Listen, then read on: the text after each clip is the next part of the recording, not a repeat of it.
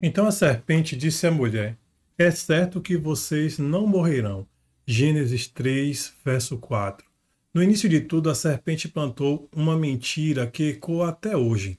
É certo que vocês não morrerão. Quando Deus disse que se o homem desobedecesse ele, se o homem comesse do fruto do conhecimento do bem e do mal, ele morreria. A morte sempre foi um tabu. Mesmo sabendo que ela está acontecendo, a gente tende a viver como se ela não fosse acontecer, como se fosse algo distante. O poeta Edmund Cook disse algo interessante: sabemos que não vamos viver eternamente, mas sempre temos a expectativa da vida.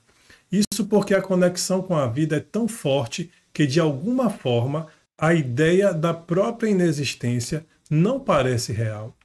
Em um livro agnóstico, Ernest Becker, que ganhou o prêmio Pulitzer de 1974, tentou entender o medo da morte de uma perspectiva bem humana, sem fé.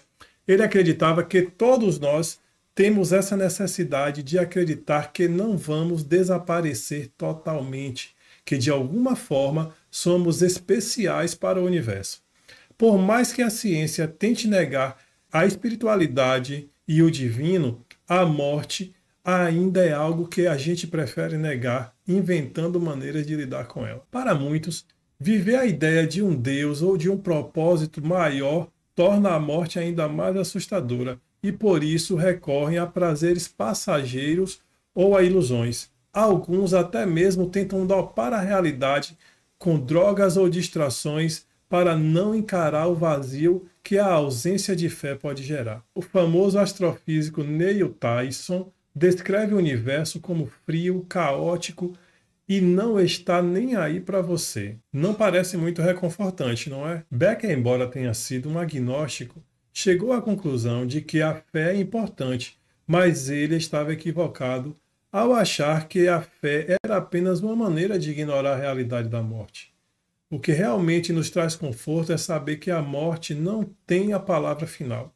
A vitória sobre a morte não é a negação dela, mas a redenção que Jesus nos trouxe. A morte é real, é certa, mas a fé em Cristo nos oferece a chave para a eternidade.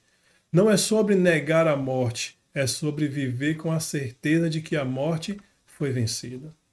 Em Cristo somos mais que vencedores. Crendo em Cristo, a palavra de Deus diz, ainda que morramos, viveremos. Que nós possamos seguir com esta esperança. Louvamos o teu nome, ó Deus, pela esperança da vida eterna em Cristo Jesus. Nos mantenha firmes, fortes, convictos e operantes até a volta do nosso Redentor nas nuvens dos céus. Em nome dele, o Senhor Jesus. Amém.